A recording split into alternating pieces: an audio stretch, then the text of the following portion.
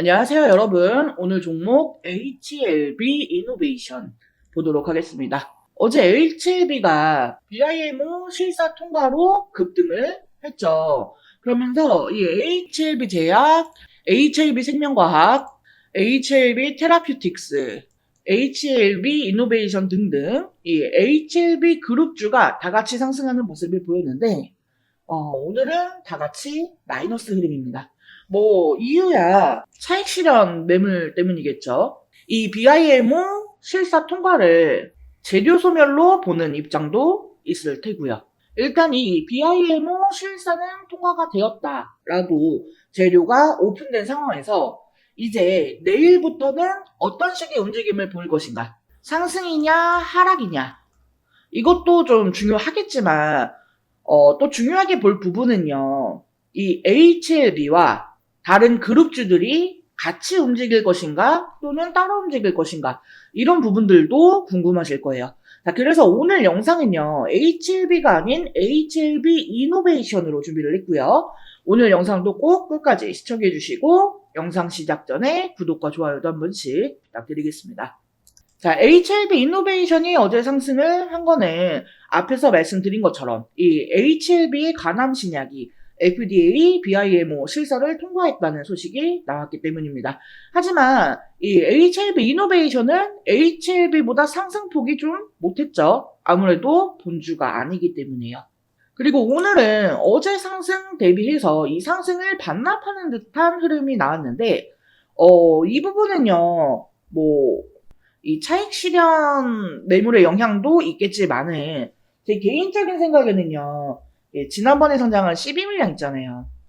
이게 좀 이제까지 나오지 못했다가 이번에 나오는 게 아닐까 하고 생각이 듭니다. 이게 234만 주인데 보면은 어제 하루 동안에 HLB 이노베이션의 거래량이 870만 주였어요.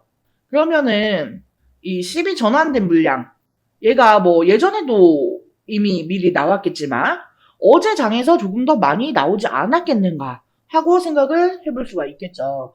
그러니까 이제 이 12 물량에 대한 이 부담이 해소가 되었다라고도 볼 수가 있기 때문에 오늘의 이 하락이 이 상승폭을 반납한 흐름이 마냥 나쁘지만은 않다.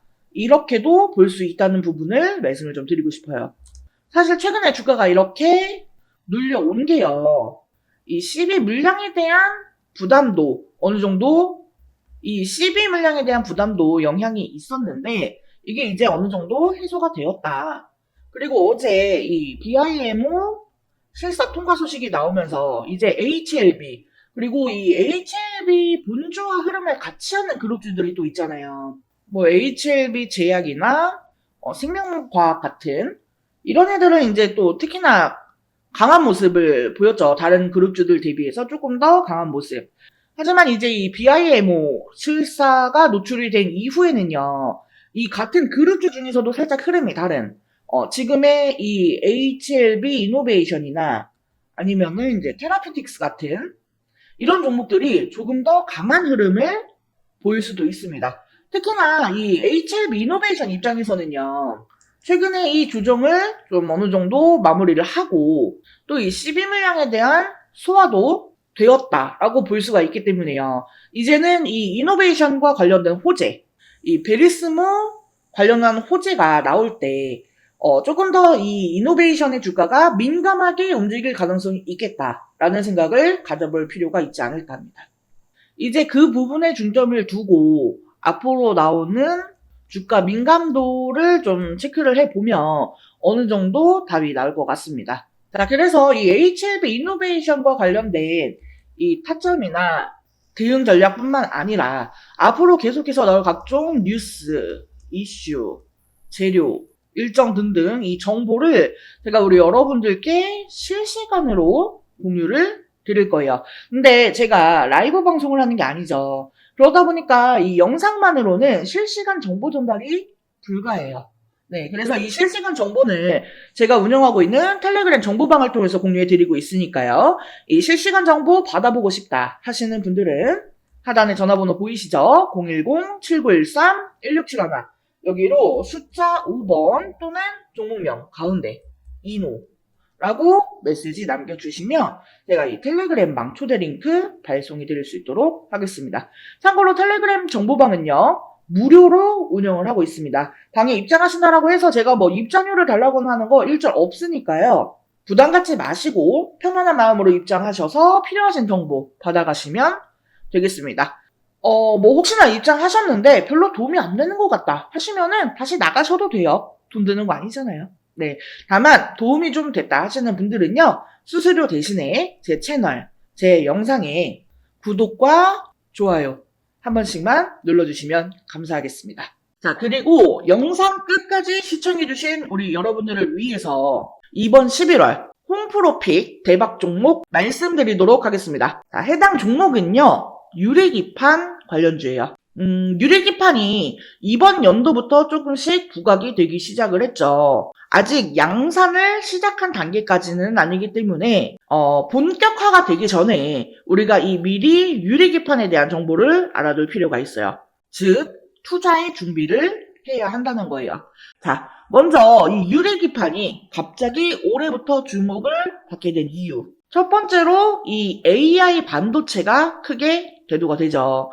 이미 오래전부터 이 유리기판에 대한 연구는 진행이 되어 왔습니다만 오버스펙으로 분류가 되어 있었습니다. 그런데 올해 들어서 이 AI가 확산이 되면서 다시금 주목을 받게 되는 그런 기기가 된 거죠. AI 데이터 처리량이 너무나 기하급수적으로 증가를 하게 되면서 현재 추세로는 이 고집적 패키지 기판이 필요할 것으로 전망이 되기 때문이에요.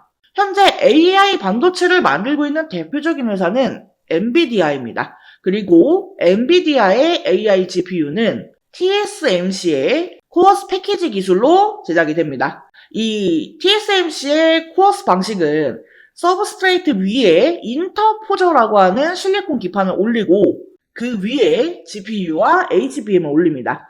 여기서 이 인터포저는요, 각 칩을 하나의 다이처럼 연결을 해주는 역할을 합니다. GPU와 HBM 등 이종 반도체를 하나의 패키지에 집적하기 위해서 사용하는 별도의 기판이라고 보시면 돼요. 이 GPU와 HBM을 인터포저에 함께 실장하면 이 칩 간의 거리가 가까워지고 많은 양의 배선이 가능하며 실장 면적이 축소되어 칩 간 연결 속도가 빨라지기 때문에 데이터 처리 속도가 향상이 되고 전력 소모를 줄일 수가 있습니다. 그리고 여기에 칩넷 기술을 결합하면 생산 수율과 시스템 원가도 개선을 시킬 수가 있죠. 하지만 기본적으로 이 실리콘 인터포저는 패키징 비용이 굉장히 높습니다. 그러니까 앞으로 계속해서 이 AI 데이터 처리량이 늘어난다라고 하면은 그에 따라서 패키징 비용도 계속해서 늘어날 것으로 보여지는 상황이라는 거죠. 근데 만약에 여기에서 유리기판을 사용하게 되면 인터포저를 생략하게 되기 때문에 이 패키징 비용을 줄일 수가 있습니다. 그리고 더 많은 트랜지스터를 집적시키는 것도 가능하다라는 거죠. 그렇기 때문에 지금 이 유리기판이 재조명이 되고 있는 거예요. 자, 그래서 제가 이 유리기판 관련주들을 좀 정리를 했습니다. 근데 우리가 이 모든 종목들을 하나하나 다 살펴보고 매매를 할 수는 없기 때문에 제가 이 기업들이 유리기판과 관련해서 얼마나 많이 이슈를 받았는가 이거에 대해서 비교를 해보니까 가장 많은 이슈를 받았던 기업이 바로 이 기업이더라고요. 그래서 이번 11월 대박 종목으로 이 기업을 준비를 한 거예요. 해당 기업의 특징을 살펴보면은 일단 반도체 패키징용 유리기판 제조 장비를 양산 라인에 최초로 공급을 한 기업입니다. TGV 등 유리 가공 장비를 선제적으로 준비해 현재 납품을 하고 있는 대장주라고 볼 수가 있겠습니다.